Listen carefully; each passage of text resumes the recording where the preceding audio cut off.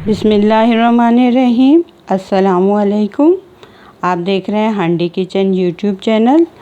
आज हमारे किचन में बन रहे हैं हरी चटनी रमज़ान स्पेशल में, और ये टाइम सेविंग चटनी है। इससे आप मज़ीद 2 चटनी और बना सकते हैं। और आज मैं आपको 3 चटनी की रेसिपी दे रही हूँ। झटपट चटनी बन तैयार हो जाएगी आपकी। एक हरी चटनी, एक मायोनीज़ वाली चटनी और एक दही वाली चटनी। आइए इसके इंग्रेडिएंट्स नोट कर लें। हम इसमें लेंगे 1 कप हरा धनिया, और हरा धनिया में आप जो हरी छोटी डंडियाँ होती हैं वो भी लीजिएगा। इससे बहुत अच्छी खुशबू आएगी और जायका भी बहुत अच्छा आएगा। 1 कप हरा धनिया लेंगे और आधा कप हम पुदीना लेंगे। पुदीना आप कम भी कर सकते हैं।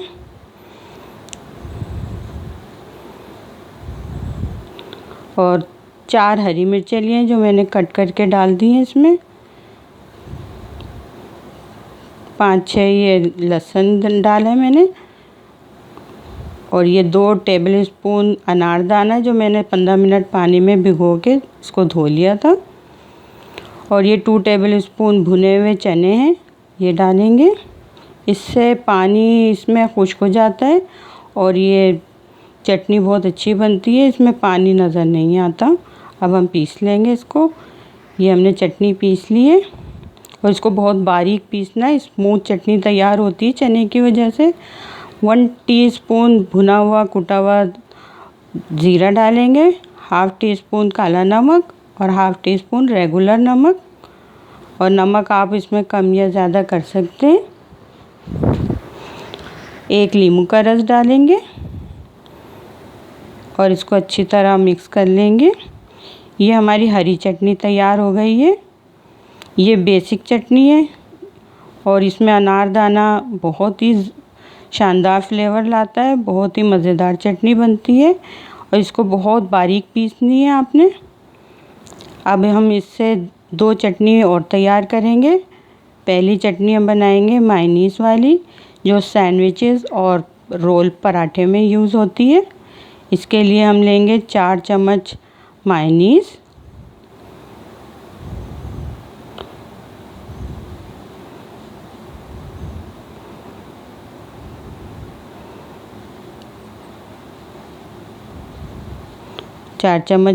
ले लेंगे। आप ज़्यादा भी ले सकते हैं। और 4 चम्मच मायोनीज़ के हिसाब से इसमें 1 टेबल स्पून चटनी डालेंगे और इसको मिक्स कर लेंगे अच्छी तरह से। ये हमारी पराठा रोल और सैंडविचेस के लिए ये चटनी तैयार हो गई है। बहुत ही मज़ेदार सैंडविच और पराठा रोल तैयार होते हैं इससे। आप ये हरी चटनी क्यूब में आइस ट्रे में जमा के रख सकते हैं और इसको सेव कर सकते हैं। जब भी आपको चटनी बनानी हो मायोनीज़ लें और उसमें 1 क्यूब डाल दें, चटनी तैयार हो जाएगी। अब हम दूसरी चटनी तैयार करते हैं। इसके लिए मैंने आधा कप दही लिया है, इसको अच्छी तरह बीट कर लिया है। स्मूथ बीट करना है और इसमें 2 टेबल स्पून ये ग्रीन चटनी डालनी है और इसको अच्छी तरह मिक्स कर लेंगे। समोसे, पकोड़े, रोल, हर तरह के पकोड़ों के साथ आप ये चटनी इस्तेमाल कर सकते हैं। ये बहुत ही मज़ेदार लगती है। इसी तरह आप इसमें 2 क्यूब्स डाल सकते हैं और इस तरह वक्त की भी बचत हो जाती है। अफ्तार के वक्त वैसे भी टाइम बहुत कम होता है। ये देखें, ये मैंने सर्व कर दी हैं तीनों चटनियाँ। आप ये ज़रूर बनाइएगा और मुझे कमेंट्स में बताइएगा कैसी बनी है। और अगर आपको मेरी रेसिपी पसंद आए तो आप लाइक करिएगा और शेयर करिएगा और मेरे चैनल को सब्सक्राइब करिएगा। और अगर आपने सब्सक्राइब कर लिया तो आपका बहुत बहुत शुक्रिया और मुझे अपनी दुआओं में याद रखिएगा।